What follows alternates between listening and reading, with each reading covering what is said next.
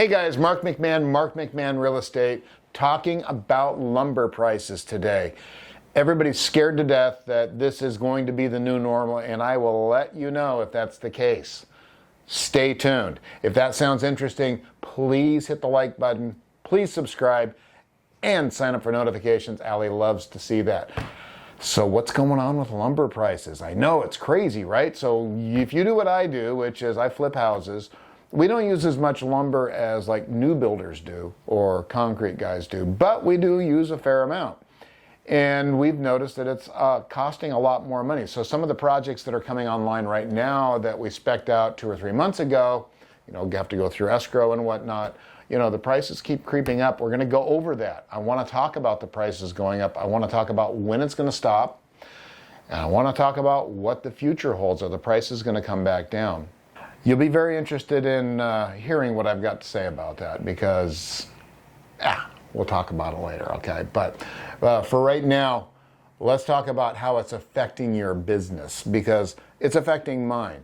If you are a new home builder or if you do a lot of remodeling, you're seeing your costs go up substantially. I was just pulling some numbers off the internet. So the way they price lumber is by board foot. So they usually do it by 1,000 board feet. You don't have to know the measurement, but just for comparison, prices have jumped from $250 per 1,000 board feet.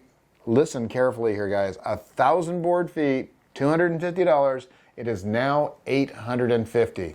It's funny, I looked up the numbers right before we did this just to see if I was still correct. Because when I did show notes for this, it was a couple weeks ago, and it was $800 a board foot, or 1,000 board feet. Now it's $850. Guys, what is that doing to building cost? It's driving things massively up. So what can you do? There's not much. If you've already bought a house and you're going to rehab it, because we're real estate investors, if you're going to rehab it, you're going to have to suck it up for right now or find some alternatives. What we're doing right now to combat the cost of materials is we're only doing prehabs. We're not doing large projects. I'm not saying that I wouldn't do it. If the numbers work, I will do it. But we just finished up a couple of projects where we had to deal with those inflated prices. So now anything that's coming down the line, we're going to try to do mostly prehabs. What is a prehab, you might ask? That's where we simply go in and do flooring, paint. So we're doing the prehabs because there's not as much cost in it. Are we making as much money? Yeah, sometimes. Thankfully, right now, we're blessed with the market being really high right now. So houses are selling for more than they're listing for. So that is working in our favor. But for the near future, we're going to try to stick to prehabs. As I said earlier, that doesn't mean I wouldn't take on a big project. It just has to have enough income or profit in it that makes sense, right? Okay, so let's move on a little bit. I know you want to hear what I said at the beginning about do I think prices are going to go up or down, and is it here to stay? So let's kind of get into the history of what's going on. What caused this whole thing? There's a lot of speculation. All right, I am not a political person. Allie will tell you she's probably never once heard me talk about politics because I just don't care. I really don't care. If you want to talk to me about politics, you won't get a response.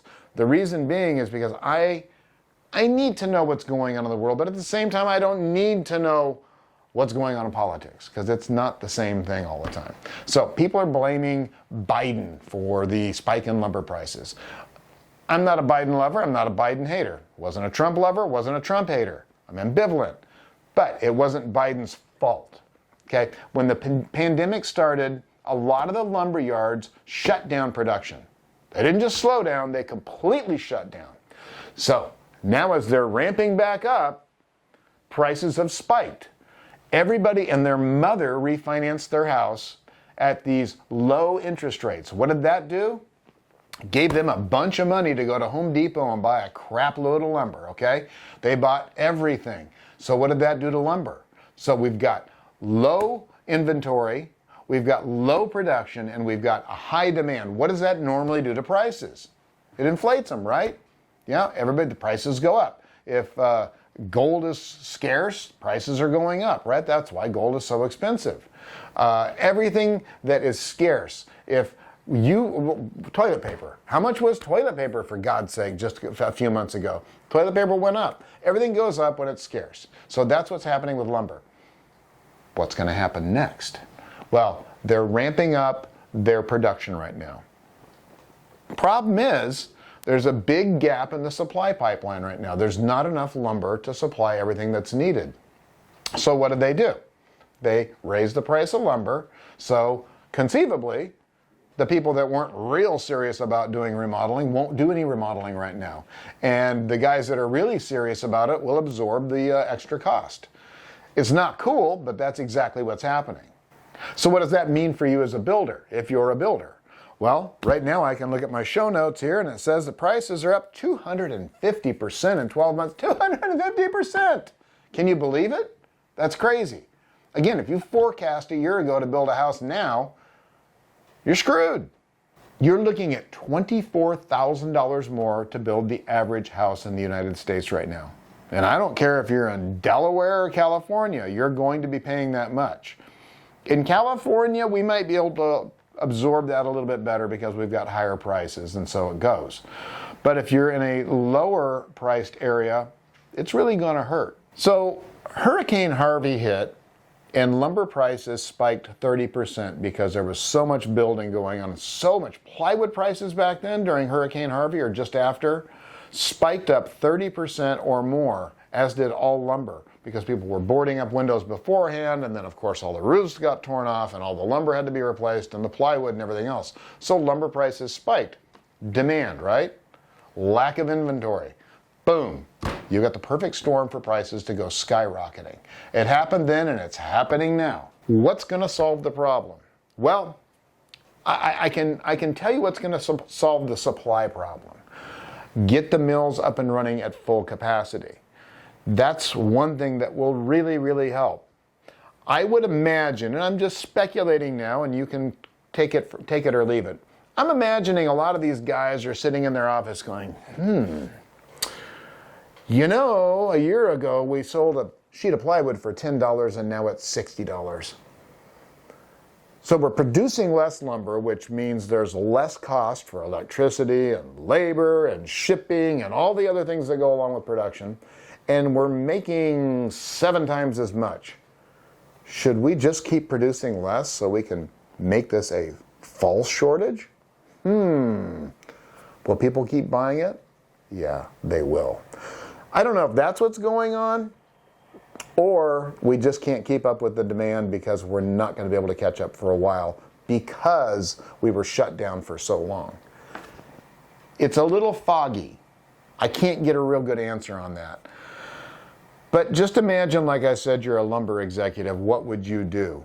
If you could, let's put this in flipping perspective. If you could buy a house and put $100,000 into it to make $50,000, or you could buy a house and put $20,000 and make $50,000, which one would you pick? Obviously the lesser, right? So these guys may go ahead and pick keeping the shortage where it's at. We don't know. We don't know. All I know is Congress has stepped in and they're pushing these lumber mills to ramp up, but we'll see if they actually do it. Now the bad news. Not good news. I think that prices are going to stay where they're at. Very rarely do prices spike up like this and we don't feel the after effects of it. If prices are where they are right now, chances are they're not going to go down much. Lumber mills are going to go, yeah, well, they did it. They sucked it up then. Let's just keep the prices where they're at. So going on, moving forward from now, what are you going to do?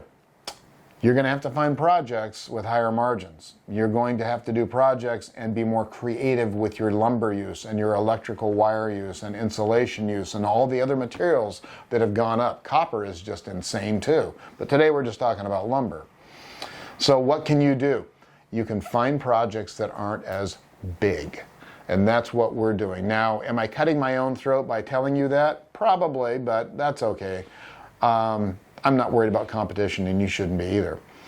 But if it was me and it was my flipping company, I would, like I said, find houses with much higher margins and go for it. Do lots of remodeling. Or B, I'd find houses that don't need as much remodeling, i.e. no lumber, and do those and make the same spread. All right, that's what I've got. Guys, if you enjoyed the video, please hit the like button. Please subscribe. Sign up for notifications. Like I said, Allie likes to see that. And check out these other 2 videos on construction over here, and let me know what you guys think in the comments below. If you're looking to get involved in investing right now, we have a list of how to get started down below too. Download that. Just kind of walks you through the steps so you can get your first house. Thanks guys so much. I'll see you next time. Hey guys, check out these 2 videos. They're really going to help you on your investment journey. I'm also on Instagram. Tons of great video content there. Really good stuff. Please subscribe. I'll see you next time.